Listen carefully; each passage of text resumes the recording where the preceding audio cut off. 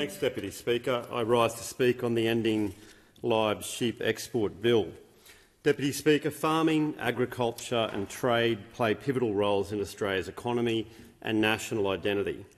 Agriculture is a significant contributor to our country's GDP, providing employment with rural communities and supporting livelihoods across the nation. And many small and family businesses are involved in agriculture, including a number of members in this House, particularly on our side of the House. The Middle East is Australia's largest export partner for sheep meat, and this demand for Australia's live sheep exports is mostly driven by Middle Eastern customers who prefer freshly slaughtered meat that adheres to specific cultural practices, and also, given their infrastructure over there, electricity supply and so forth, box meat and so forth isn't always applicable. The Coalition, the Liberal and National parties, argue that the ban, the live sheep export ban, that's exports by sea of sheep, will have enormous consequences for local jobs, local communities, local farming families, small and family businesses, and the Australian economy. This industry allows jobs, hundreds of jobs, of people who reside in Western Australia. And we are going to see many of these people unemployed. Many of these people leave their communities. This would include farmers, vets, tradespersons and other people that are the backbone of those local communities. Deputy Speaker, farming and agriculture are deeply ingrained in Australian culture. So to hear that the Labor Party with this bill want to ban live sheep export by sea is absolutely astounding, particularly when we look at some of the evidence that the member for Hinkler spoke about before that's well documented in relation to the recent Dunkley by-election in Melbourne, where a political party was giving preferences to the Labor Party in a line for possibly bringing this bill to the House now. We know that the Labor Party are not for farmers and small and family business and those in rural areas, and this bill goes to prove it further. I couldn't help before but to hear the member for Canberra speak, and what she said was that when she came into Parliament in 2019, she received hundreds of emails from constituents during that time. And I understand that. As a member of the House with a marginal seat, you do look at emails from constituents. You'd understand that, Deputy Speaker. Sometimes you might get a couple, a few. Other times in relation to live sheep, when you have a campaign on the back of Animals Australia, you might get hundreds.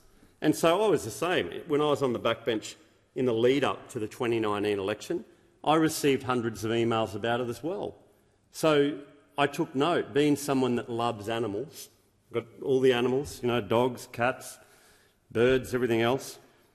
I actually want to make sure that animals are treated properly. And so what did I do? Well, I decided to go over to Western Australia and take a look. Now, I don't know if the member from Canberra went over to Western Australia when she was elected in 2019. She could have. Right? If you're receiving hundreds of emails from a constituent or from your constituents, it might be a good idea to actually go over and have a look at what they're emailing you about, so you've got some idea on what you're actually talking about. That's the way I do things, the way I sort of see things when people contact me. So on the 17th of January 2019, along with the member for Hinkler, we flew to Western Australia, where we were met by the member for Forrest and the member for O'Connor, whose communities are going to be particularly impacted by the Labor Party and their closure of this industry. We found that trip to be very beneficial, and I went there with a very open mind to look at the good things in the industry, but also what could need improvement. Now, when I was there on that trip in Western Australia, I met with Holly, an Australian accredited veterinarian. She's a vet who actually travels with the sheep on the boat, or on the ship, I should say, when they go over to the Middle East. Now, Holly is also a compliance manager for live export companies as well as a vet. She travels on these ships to look after the sheep. She explained to me that there are lots of animal welfare quality insurances from Australian farms all the way to the imported country.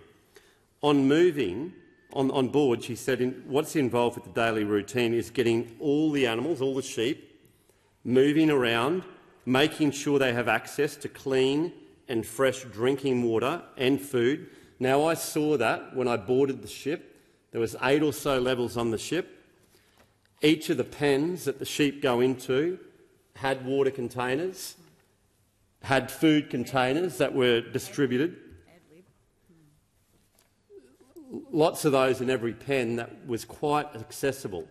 The sheep also couldn't be jam-packed into the one pen. Only about 2/3 of the pen was full, so the other third there was room to move around and so forth. In every one of those pens, massive big vents that come out into each of the pens, basically like aircon, that sucks fresh air in from the ship into every deck. That's what I personally witnessed. Now, I don't know if the minister's been there or the member for Canberra's been there or their team, but when I looked at that and saw what was involved on this particular ship, it was excellent. It was very, very good. So Holly was telling me that that's her job, to make sure that the sheep are looked after, that there's fresh ventilation, that there's food and water, that if there's any sick sheep that they quarantine. There is also a daily crew of about 30 people on board, as well as independent observers ensuring all processes are followed and welfare quality is ensured. The industry average of livestock mortalities from these voyages is about 0.3% to 1%. So these ships have roughly 66,000 livestock on board. Big ships, multiple decks, as I explained. Less than 1% of animals would die on the journey, often a 2-week journey. Before the animals even board the ship, they are quality checked, and any sick or injured animals or pregnant ewes, I should say, are taken care of and removed from the rest. If animals become sick or injured on the vessel, they are removed and put into a quarantine facility, and the main risks for sickness or injury are lameness and pneumonia and gastrointestinal issues. Now, on that visit as well to Western Australia to this live export sheep, I watched all the trucks come in, all the road trades come in and unload the sheep as well. Put it all on social media, put it all out there for my constituents to see. So rather than give some sort of bland response that I get from an advisor in my office or something, I actually emailed all the constituents in my electorate and said, here's a video, me on site, this is Holly the vet, this is what we're looking at, these are pictures from each of the decks. And you know what? Probably 60% of people that emailed me were satisfied with that. Yeah. They said, thanks very much, Luke. Thanks for going over there and actually having a look. It's good to get some first-hand knowledge and actually eyeball it yourself and see what's going on with it. Common sense, you'd think. I also had the opportunity on that trip to speak with Bindi, who is a Western Australian farmer. Bindi Murray. The member for Forest knows her. Lovely woman who has live sheep cropping. They have a challenging environment and it becomes very seasonal. And Bindi highlighted the importance of completing these live sheep exports ethically and to do it well. Bindi spoke about the transparency of the live sheep export process and how she has become more engaged with the process to have the best outcomes for the sheep. The sheep manure as well on the journey becomes quite dry and compacted and turns into a powder consistency that also makes it easier for the sheep when they're laying down or sitting, or standing, I should say, on their hooves, for the sheep to stand on until the area is actually hosed down at certain intervals as well. I saw all that firsthand. I asked how Australian standards are regarded the best in the world when it comes to live sheep exporting. Now, Bindi said that it's quite extraordinary that Australia can go in country to these properties overseas, the destinations where the sheep's going, and make changes the whole way along the supply chain that benefits the animals. So what we're basically saying, as the member for Forrest has said and the member for O'Connor and others who are speaking on this bill, and what I heard firsthand from Bindi, as well as Holly the vet, is that having Australia in the live sheep export business improves the animal welfare of every sheep in the world. Now, someone that loves animals, what more can you ask for? What more can you ask for? Now, those opposite, I don't know if you've visited these places in Western Australia or had a look, but that is important. Don't just blindly get up here and do some sort of little speech to supporting your agriculture minister, because you made a promise to win the Dunkley by-election or whatever it may be. The reality is that our involvement in the Western Australian industry is improving sheep lives all around the world. And when we exit in the not-too-distant future, as the Leader of the Nationals has said in his speech as well, what's that going to do? Who's going to be there to uphold the highest standards in the industry? No one. Exactly. As the member for Forrest says, nobody. Nobody will be there. So all the other sheep in different countries around the world, bad luck for them, right? If the industry falls and isn't as good, bad luck for them.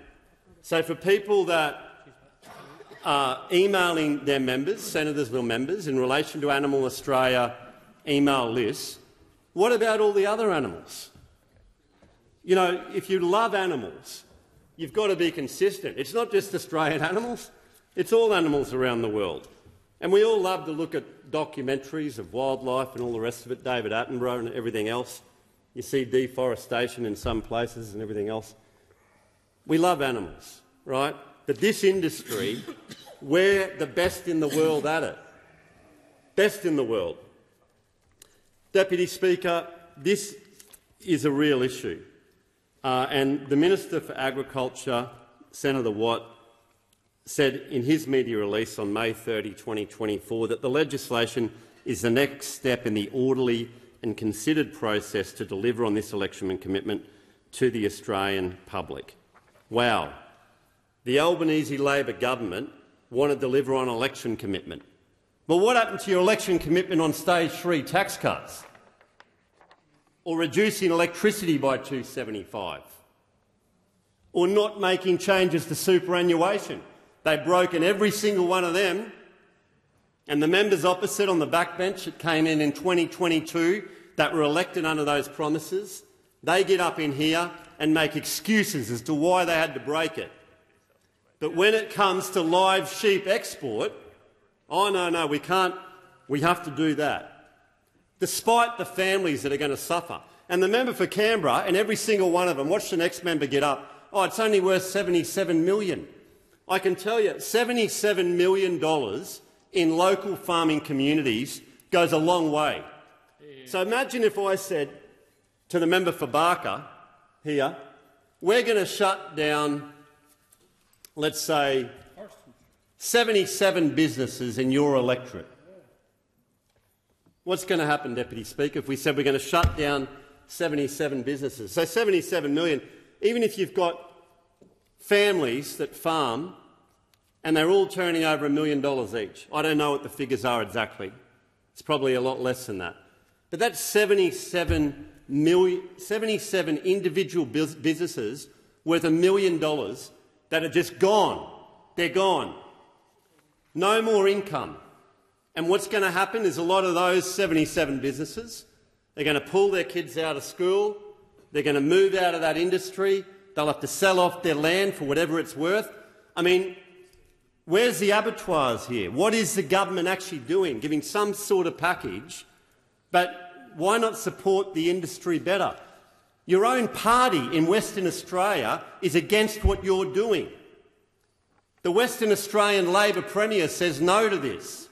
The Western Australian state Labor members say no to this. Now, Deputy Speaker, there's no research or facts here, and those who are speaking opposite are repeating the parrot talking points. Get out and visit and understand what you're doing and the impact you're having. Expired.